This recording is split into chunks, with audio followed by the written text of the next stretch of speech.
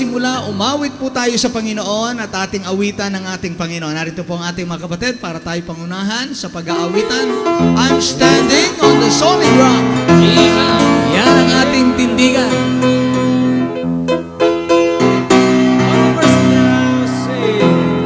Through my disappointment, strife and discontentment, I cast my every care on the Lord. No matter what obsession, pain or deep depression, I'm standing on the solid rock. I'm standing on the rock of ages, safe from all the storms that rages. Free, not from Satan's wages. I'm standing on the solid rock. Now I'm pressing onward. This step leads me onward, day by day, and close to our relation. Firm is its foundation, so on the solid rock I stay. Everyone now! I'm standing on the rock of ages, free from all the Satan's wages, free from Satan's wages. I'm standing on the solid rock. Now I'm pressing onward, each step leads me homeward, and trusting in my Savior day by day. And close is our relation, firm is its foundation, so on the solid rock I'll stand. I'm standing on the rock of ages, safe from all the storm that rages.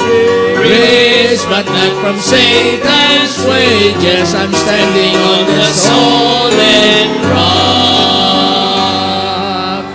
Even though he's gone now, I don't feel alone now. With comfort came the Spirit of the Lord. Now with His word it guide me. Wait the Lord.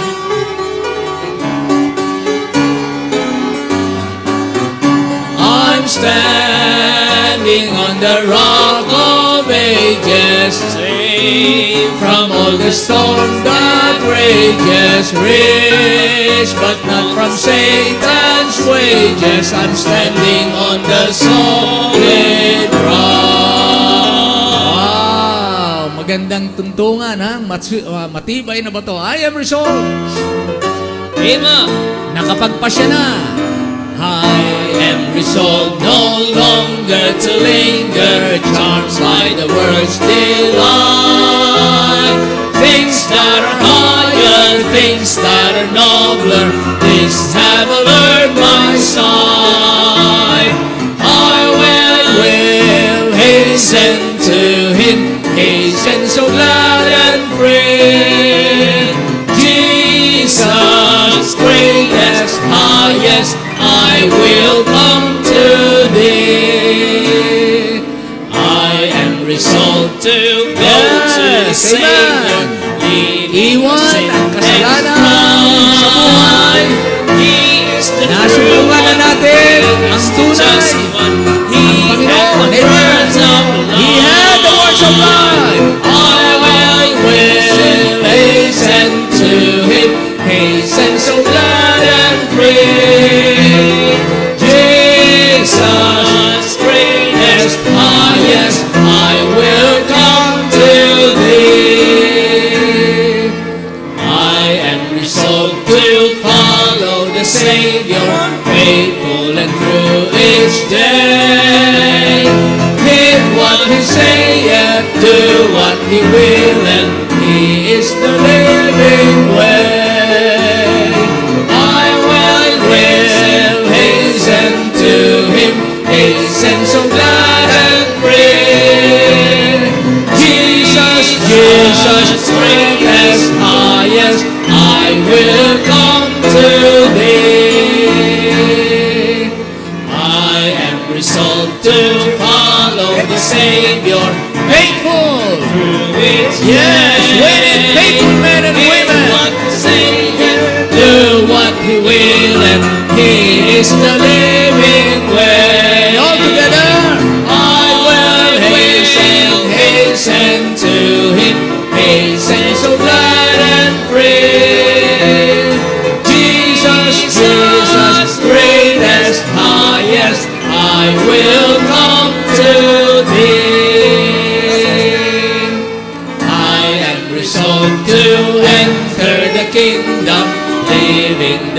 paths of sin. Friends may oppose me, foes may beset me, still will I enter in.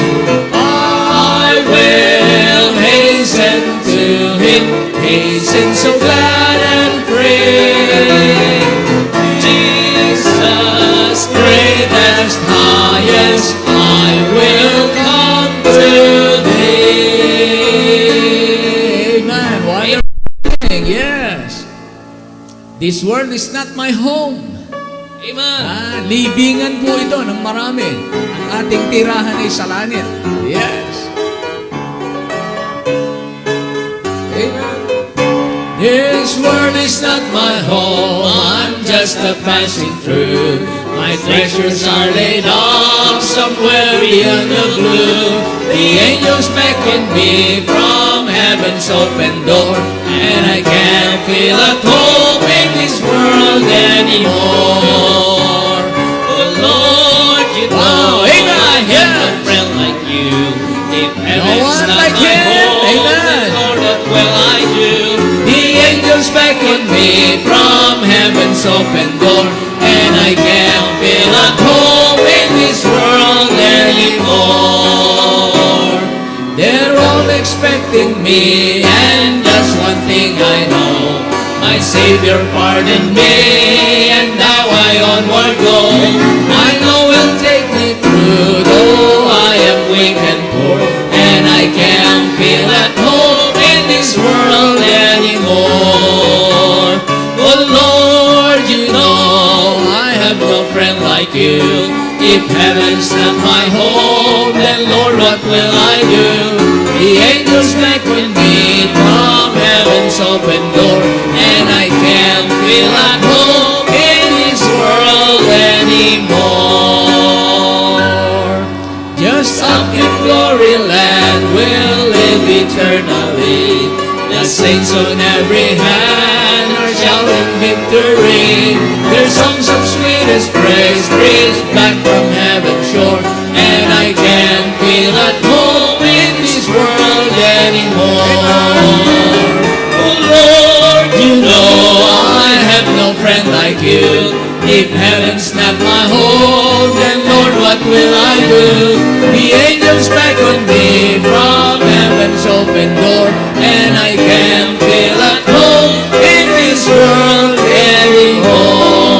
anymore. I have a loving Savior up in glory land. I don't expect to stop until I with Him stand.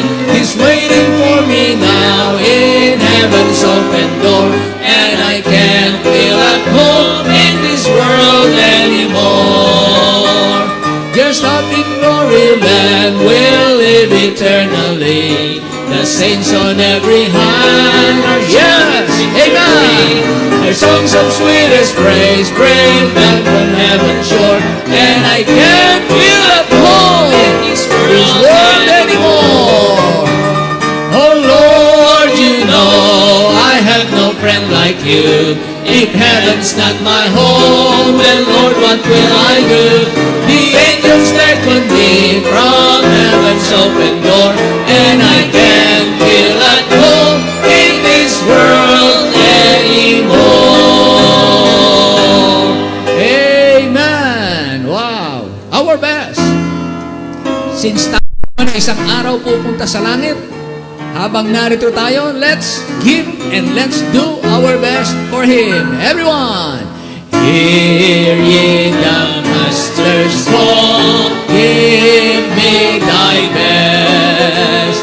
For be it great or small, that is His test.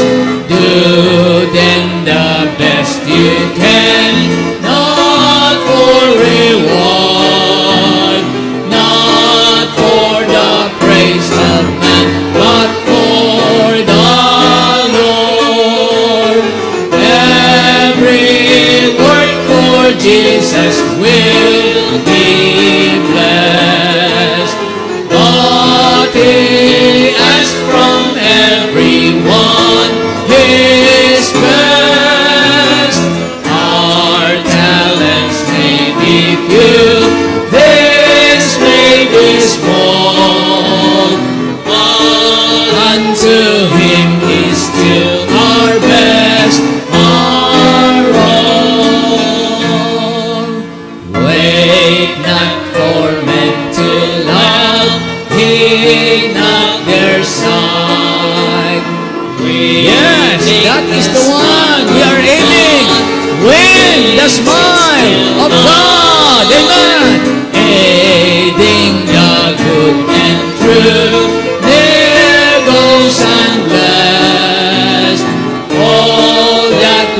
think or do, be it the best.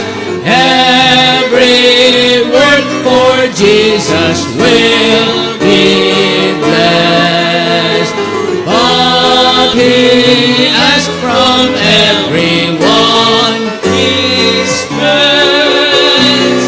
Our talents may be few, this may be small, but unto Him is due our best. Let's give our best and our all. Night soon comes on apace, day hastens by. Wow, amen. Must taste, testing on high. Oh, may we in that day find rest with rest, which God has promised those who do their best. Every work for Jesus will be blessed. But He asks from everyone His best. Our talents may be few, this may be small, but unto Him is due our best, our all. Amen. Tayo po'y manalangin naman naming Diyos. Salamat po ng maraming sa gabing ito. At karapat dapat ka sa aming best at sa aming lahat-lahat. Ikaw po, Panginoon, ang nagkaloob ng lahat ng meron kami hanggang kami makarating sa kalagayan ng bawat isa sa ngayon. Ito'y pawang sa kabutihan mo, hindi po sa aming lakas o kagustuhan, sapagkat not to him that runneth, not to him that willeth, but to God that showeth mercy.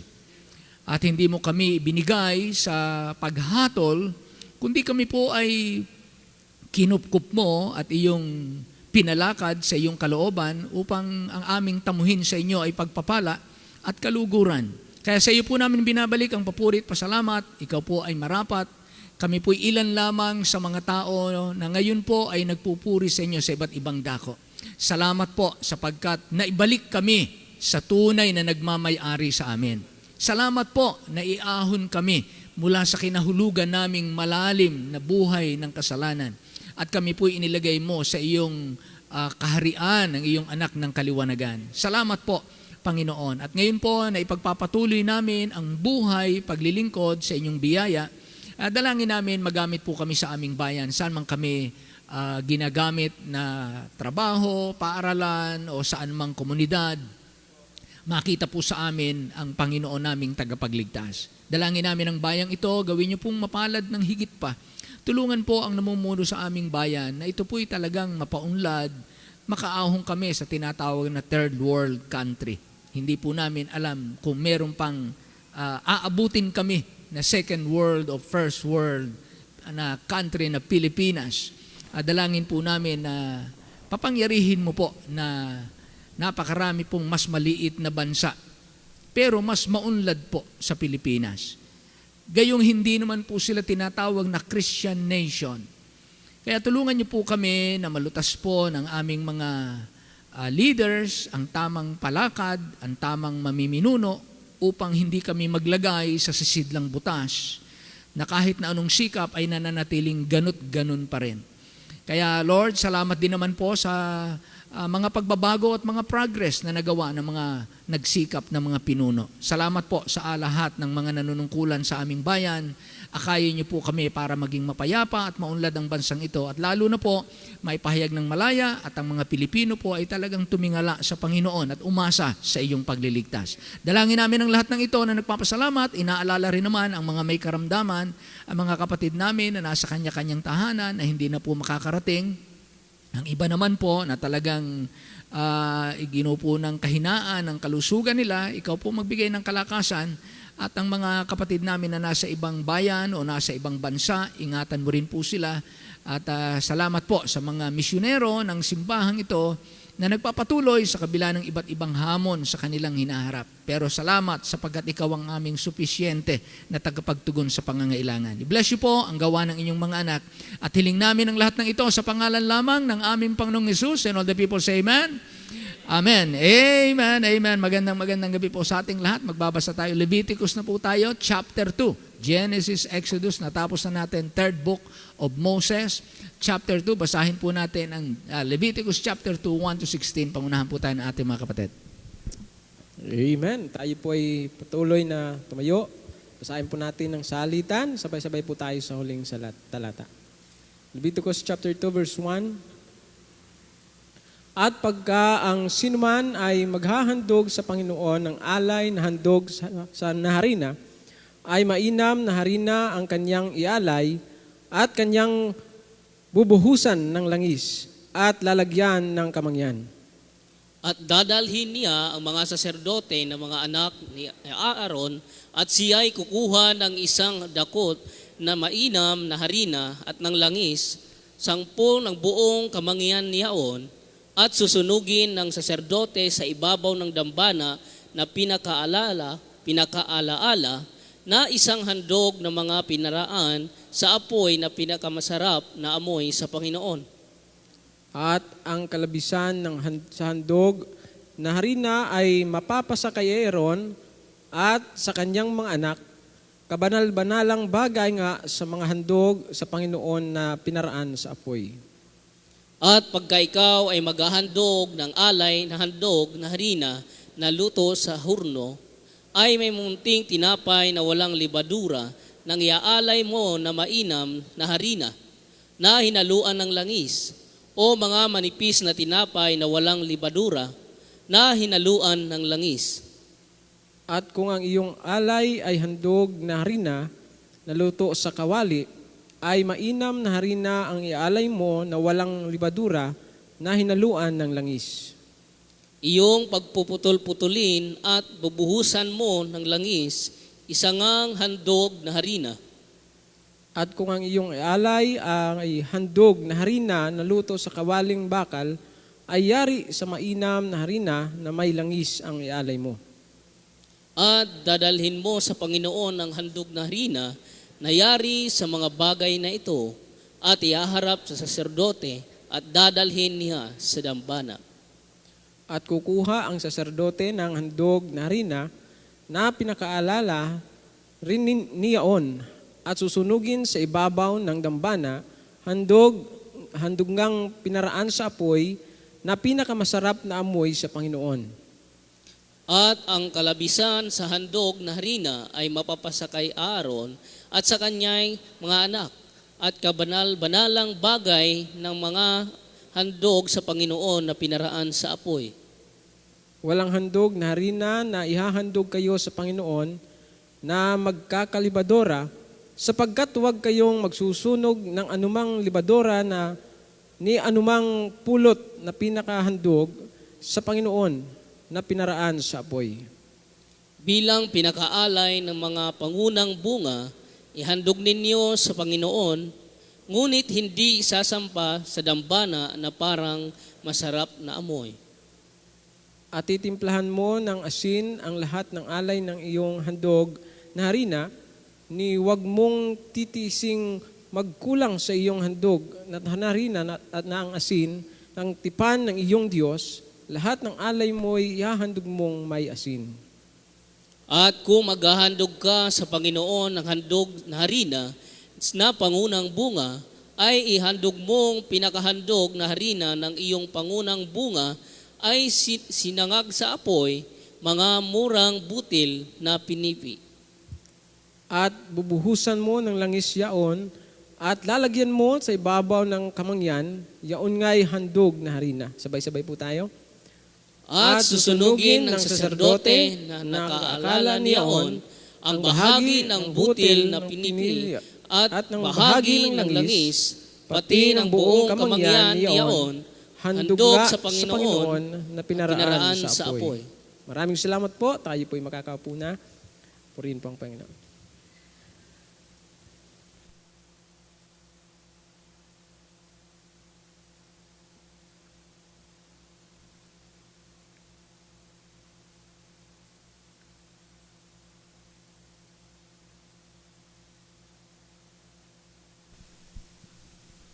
Check some.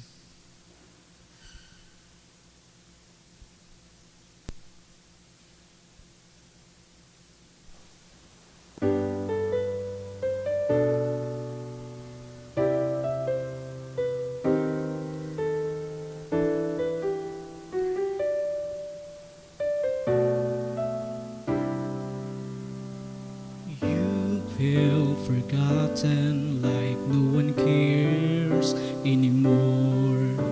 You're all alone, working hard, faithful to the Lord. But you're starting to grow weary, so I'm here to say, take heart. God says where you're serving, He knows who you are. The eyes of heaven move through the world today, that our God may give strength to hearts of faith. Never miss a moment, stay faithful and true. For the eyes of heaven see you.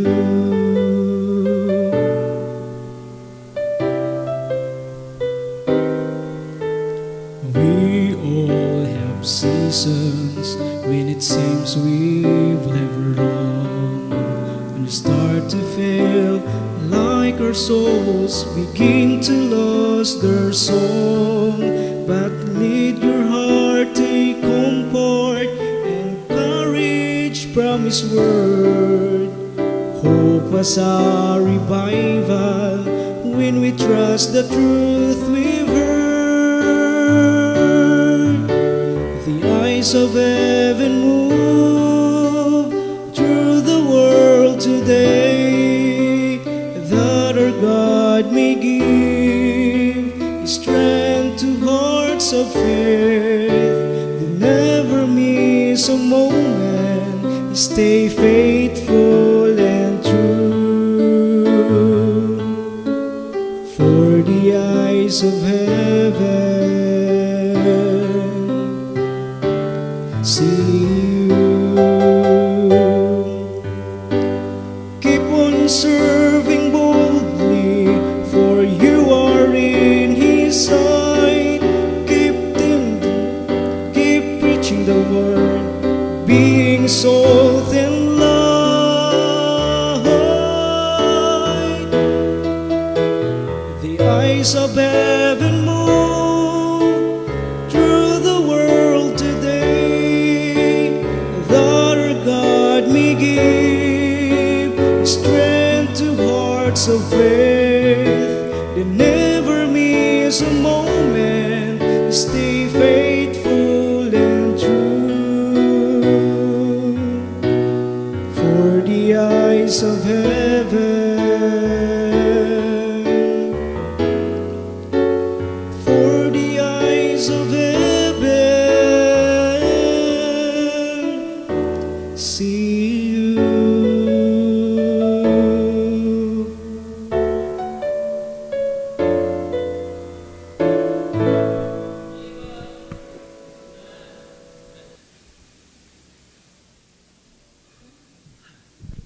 Amen. Thank you, kapatid. The eyes of heaven see you. Amen. Okay, tayo pong lahat ay tumayo. Atin pong buksan nating Bible sa 1 Corinthians chapter 11, verse 26. Sapagkat tayo po ngayon ay patungo sa atin pong pagganap ng banal na hapunan o Lord's Supper. This coming Sunday.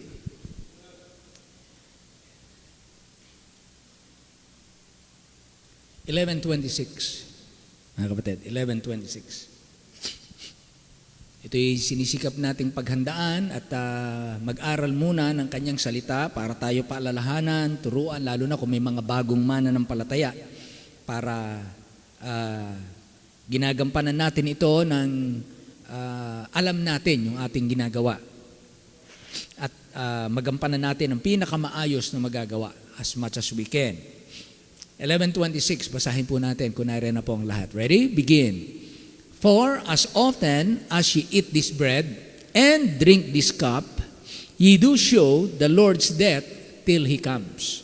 Ye do show the Lord's death till He comes. The Lord's Supper. At ito ang tinatawag nating the Lord's Supper. Eating the bread, unleavened bread, and drinking the wine. Ama naming Diyos, kami po ay nagpapasalamat sa inyo na muli po kaming makagaganap ng gampanin na sinimulan mo nung ikaw po'y nabubuhay pa sa lupa.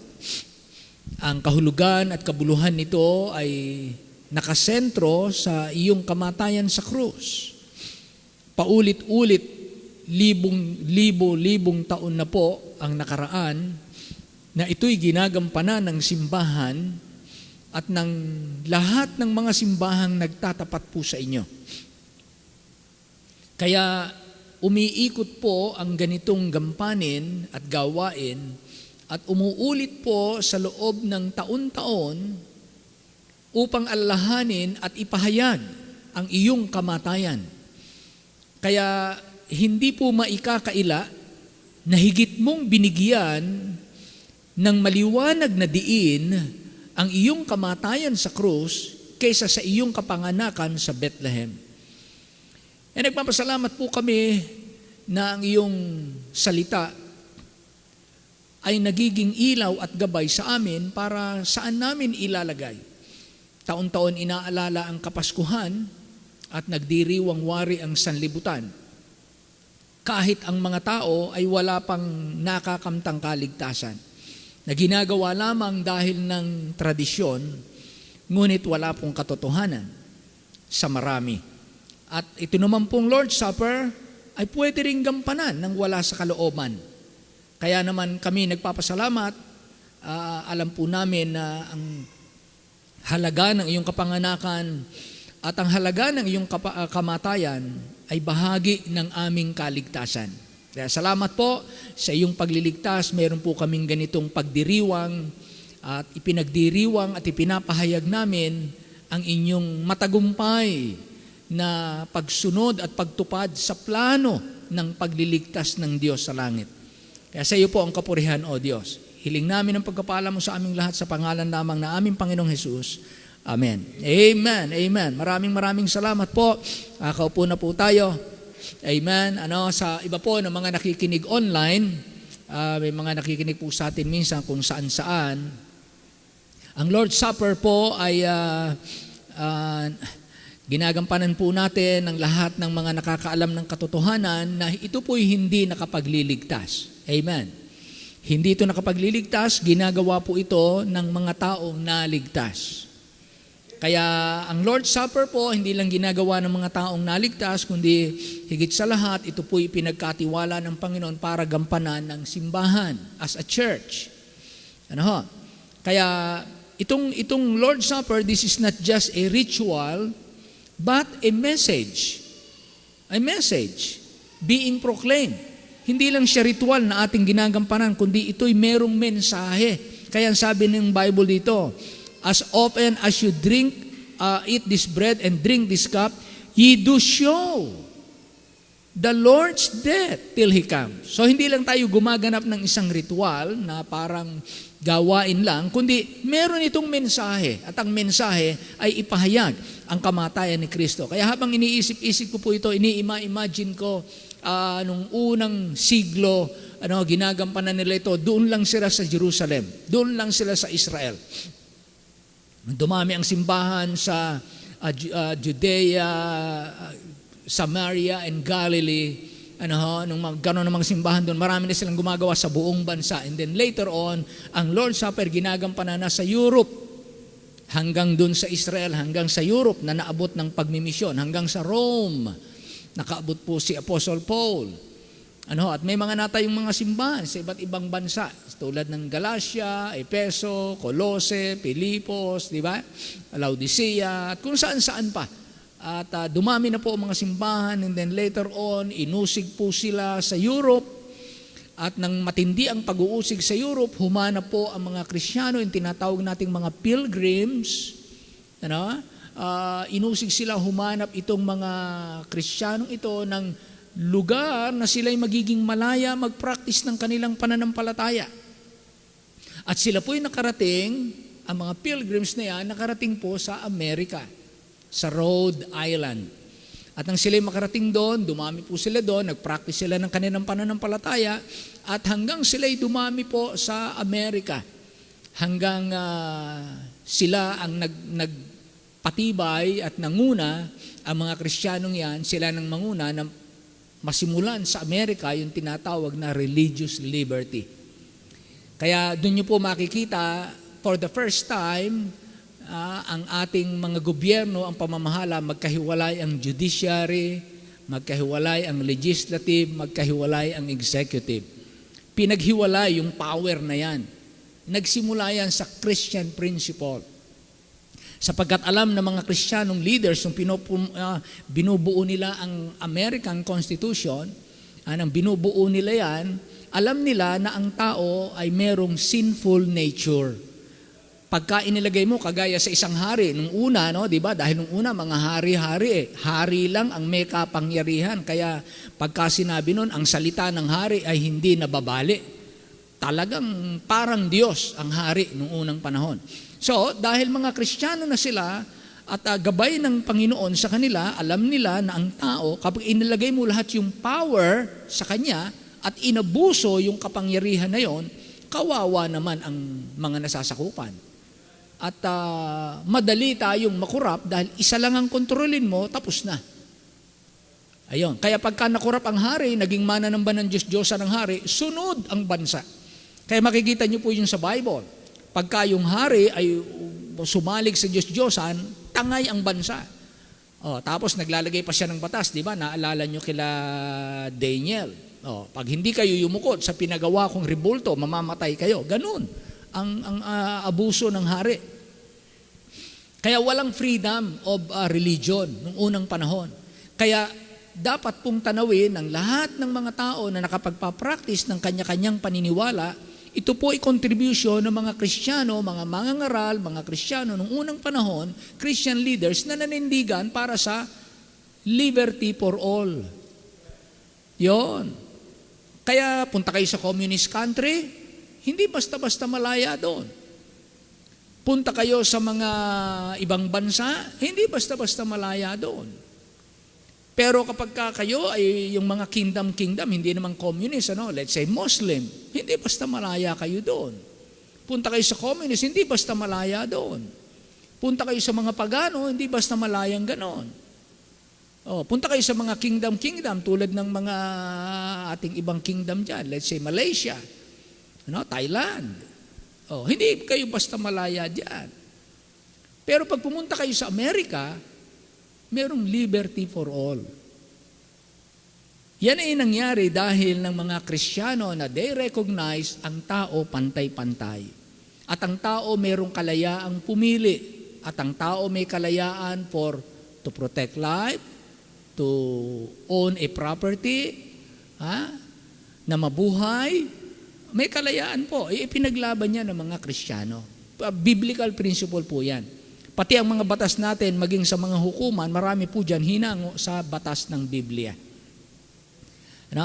Kaya napaka-palad po ng ang Kristyanismo, ang mga mananampalataya ay blessing supposed to be sa mga bansa.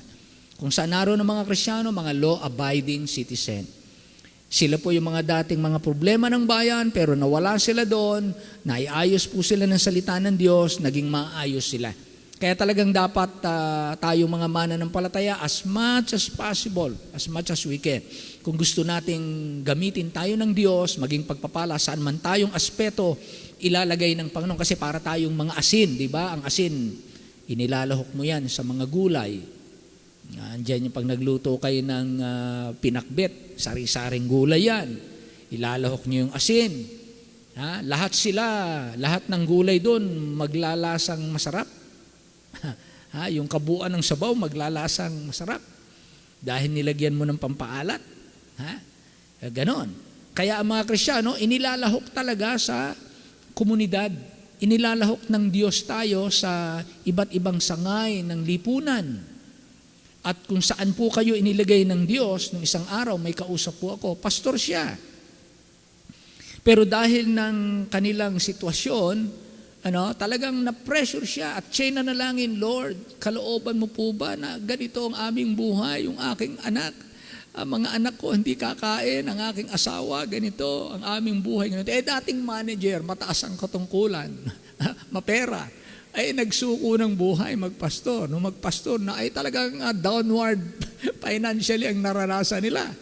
Talagang halos walang support na dumadating hanggang napilitan siya, sabi niya, Lord, hindi mo kalooban yata sa akin, okay magkaganito. So, nag-resign siya. After 1 week or 2 weeks na siya nagre-resign, tinawagan siya ng dati niyang kumpanya, pinagkatiwala sa kanya, international responsibility niya. Siya ang mag-handle. So ngayon, ang ganda-ganda ng kanilang kalagayan. Ganda ng kanilang buhay, natulong sila sa maraming missionaries, maraming mga simbahan, natulong sila. Sabi ko sa kanya, nung mag-usap kami, simple lang ang aking tanong sa iyo. Kasi alam mo, ako dumaan din ako sa hirap eh. Dumaan din ako sa hirap. Mahirap yung dinaanan din naming buhay. Pero kahit dumaan kami doon, ito ang naging karanasan ko. Ito ang naging decision ko. Ito ang naging, hindi ako nagdalawang isip, dire-diretso lang, basta lagi akong pinagbuti ko yung yung mapagbubuti ko sa pagtuturo, pag-aaral, lahat. Sinikap ko, kahit na hirap na hirap. Wala akong iniisip na hirap na nahihirapan ako. Hindi.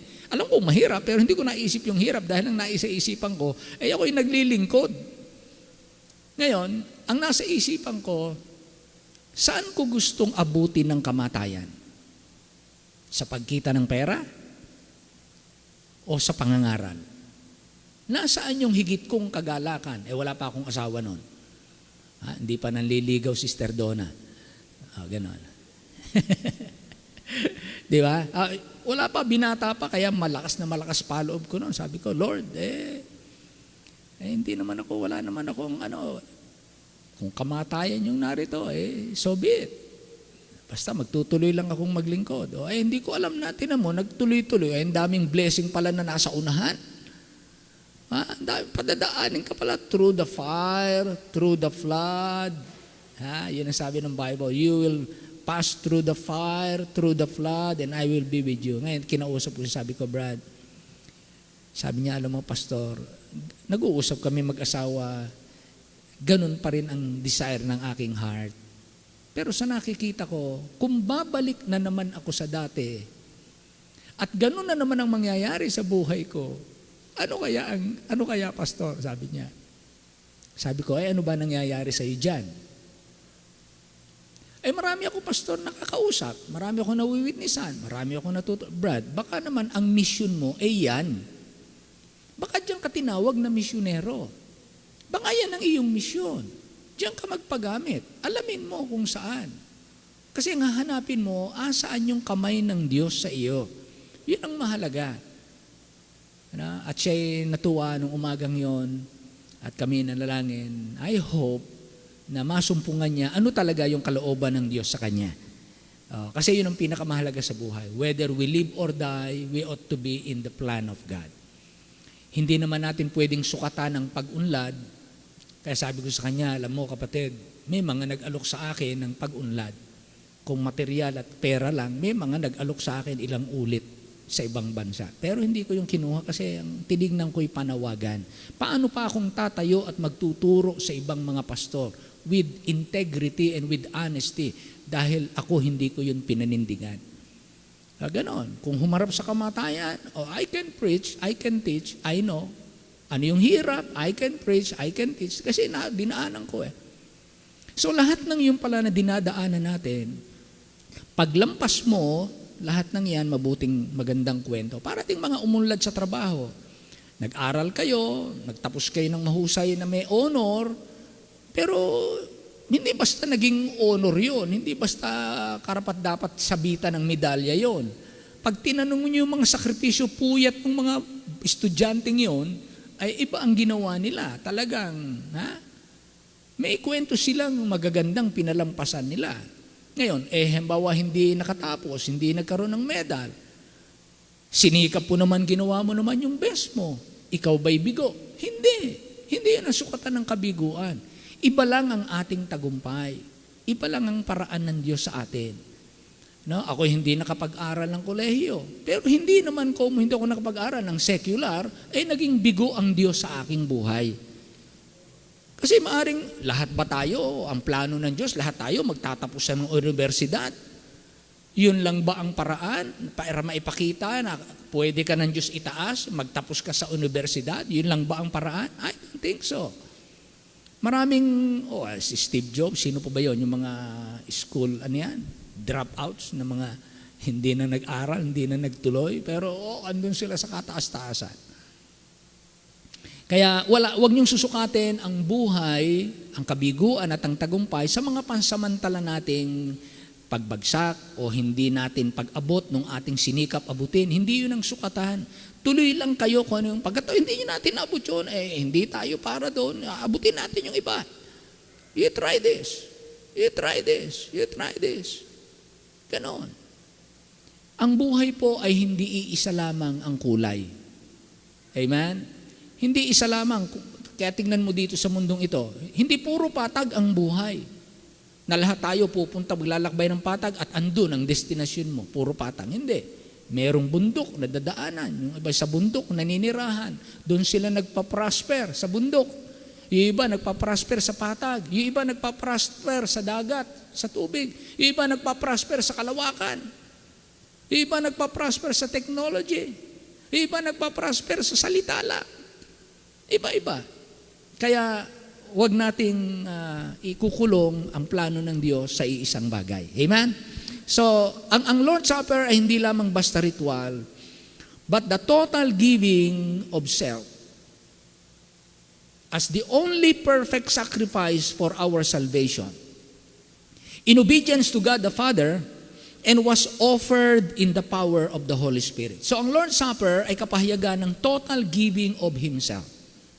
Ibinigay ni Kristo ang kanyang buong sarili. Imagine niyo yung ibigay niyo ng kusa ang inyong sarili, hindi sa magandang karanasan. Ibibigay mo ang sarili mo sa isang napakasakit na karanasan, napakapait na karanasan, napakakatakot na dusa ang dadaanan. Ibinigay niya ang kanyang sarili at ang tanging nasa isipan niya ay ang kaligtasan natin para tayo hindi mapahamak. No? Itong inaalala natin sa Lord's Supper, the total giving of Himself as the only perfect sacrifice. Without the perfect sacrifice of Christ, no salvation for us. Wala tayong bukas na maganda. Kahit na yung pinakamagandang buhay dito ay walang kwenta kung ang naghihintay sa atin ay walang hanggang kaparusahan sa impyerno. Tama po ba? Amen? Ha? Kaya napakahalaga po nitong Lord's Supper. Our baptism symbolizes that the Lord's Supper symbolizes that Christ is in us. Ang ipinapakita po ng bautismo, tayo'y kasama na ni Kristong namatay, inilibing, nabuhay na muli. We are in Christ. Yan ang baptism. Ang Lord's Supper, Christ is in us. Tinanggap natin siya. Nasa atin siya. Yun sinasabi ng John chapter 16. I in you, you in me. That we might be one. Ganon, ano? Then, baptism protects the doctrine of the gospel. Ang bautismo, inilulubog sa tubig, para ingatan at mapanatili ang kahulugan ng Ebanghelyo na si Kristo ay namatay para sa ating kasalanan, inilibing at nabuhay na muli. Ang Lord's Supper, kung pinoprotektahan sa baptism, ang doctrine or truth of the gospel, sa Lord's Supper, pinoprotektahan naman niya ang purity ng church. Kinakailangan ang church maging malapit sa Panginoon at malayo sa kasalanan. Kaya lahat po tayo nagkakaroon ng self-repentance, kumbaga, at nagkakaroon po tayo ng confession sa Panginoon at nahingi tayo ng tawad at nagpapatawaran tayo at ang buong simbahan ay nagiging malinis muli. Ganun ang nangyayari. Nagiging malinis muli ang simbahan at parang dumaan ba ang bagyo na nilinis ang atmosphere. Ganun ang nangyari. So ano po ang gagawin natin? Bakit tayo maglo-Lord's Supper? Titignan natin 1 Corinthians chapter 11, binasa natin kanina, as often as you eat this bread, and drink this cup, you do show the Lord's death till He come. Now, 1 Corinthians chapter 11 verse 1, number 1, it must be done, kung gagawin natin ng Lord's Supper, at kaya natin ginagawa ito, it must be done as followers of Christ. Anong sabi ni Apostle Paul? Follow me. Follow me as I follow Christ. Follow me even as I also am of Christ.